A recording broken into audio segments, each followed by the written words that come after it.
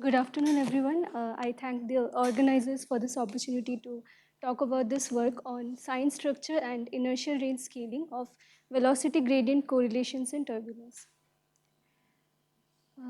So first, let's look at this video. It's showing a 2D slice of the velocity gradient component del x ux, and there are a lot of fluctuations visible, and the intense gradient structures are marked by the brightest and the darkest patches are very sparsely distributed across the domain. This is for a homogeneous or isotropic turbulent fluid, which we get as the solution of the Navier-Stokes equation in the high Reynolds number limit. And this is the velocity gradient tensor that we are working with. Now, much is known about the single point statistics of these gradients. For example, as we saw from the video, the fluctuations showing that the field is very intermittent and it also has a non-Gaussian distribution as shown in this plot. The orange stars are showing the diagonal components, diagonal component del x ux, and the others are showing the non-diagonal components del x uy and del y ux. So this makes us think, what about the 2-point statistics of these gradients? So we are interested in the spatial correlations of these velocity gradients, and we define the pth order correlation in this form. And we want to learn about the characteristics only in the inertial region, that is R between the Kolmogorov length scale and the integral length scale, because here the physics is universal. And we ask the following questions. Do these correlations show a power law scaling with R? And if so, do they show a multi-scaling like the velocity structure functions, that is, whether these exponents xi p go linearly with p or not?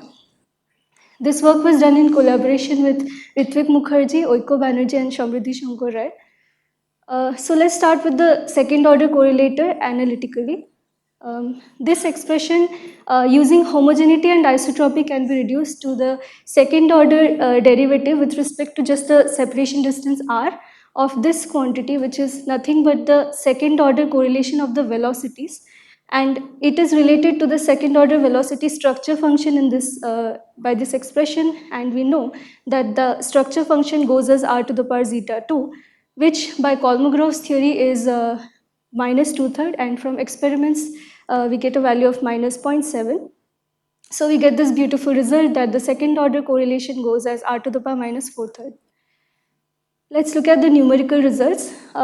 This inset is showing the second order correlation of each of the components of the velocity gradient, and the dashed line represents r to the power minus 4/3, so we get a nice scaling region. And the main plot, we have the same correlations compensated by r to the power 4/3, and we can see a plateau over there.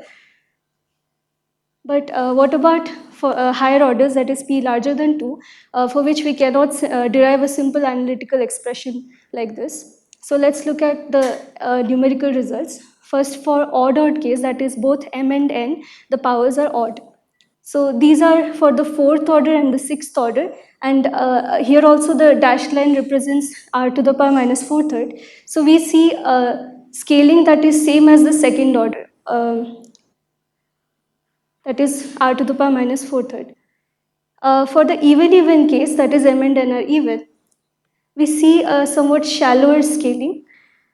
So in the next part, I show the rough theoretical arguments that we use to sort of explain these results. This is a 2D slice of the absolute value of the del x ux field, and this one is the same field but above a threshold value marked by lambda, and sigma is the standard deviation of the del x ux field. So this black and white picture is clearly capturing all the intense structures spread sparsely over the domain, and based on this we can split the gradient field into a sum of the smooth background field, which is weakly Gaussian and non-Gaussian, and field of intermittent structures which have large amplitude. And based on this, the pth order correlation takes this form, where we have a pure background term and a term involving only the intermittent structures and some mixed terms, which go to 0 because of the sparsity of the intermittent structures and their sign structure. So first, let's look at the odd case. We have this expression to begin with, but this term doesn't contribute anything, so let me show why. Because the intermittent structures can be written as a product of their sign and their magnitude, and the sign is just plus or minus 1. And since, so we assume that the sign and the magnitude of these intermittent structures are independent of each other, so we can split the correlation of the intermittent structures into the correlation of just the signs and the correlation of the magnitudes. So here, this plot is showing how the correlation of the signs is going with R, and we can see that in the inertial range, it goes to 0. And in the inset, we have shown the contribution from the same sign correlations and the opposite sign correlations, and we see that in that inertial range, they beautifully cancel each other out, and that's why we get the 0. So this term goes to 0, and we only are left with the background term. But since this is a weakly Gaussian field, it reduces to nothing but the second order correlation again, and hence we get back the r to the power minus 4/3 scaling. Now for the even case, since the powers are now even, the signs vanish and they do not cancel out. So this term now, since the magnitude of the intermittent structures is much larger than the background, this term now becomes dominant. And since these intermittent structures are sparsely distributed across the space, the correlation would depend on the probability that both the points separated by r lie inside these intermittent structures. And this probability goes as r to the power d of lambda minus 3, where d of lambda is the box counting dimension of these intermittent structures. And this plot shows the variation of d of lambda with lambda, and for lambda equals 0, d would just be 3, and as lambda increases, we sample less and less of the intermittent structures, and therefore the dimension goes down. So we get this scaling for even powers, r to the power d of lambda minus 3, and for lambda equals 2, we get exponents which are consistent with the numerical results. So to summarize, for second order velocity gradient correlations, we get a scaling of r to the power minus 4/3.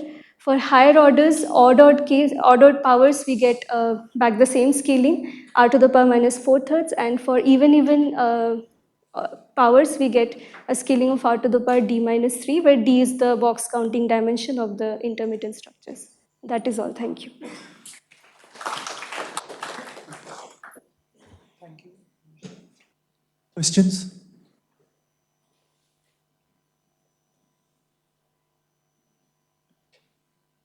Have you tried this with 2D turbulence also? No, we haven't tried. Okay, so thank you again.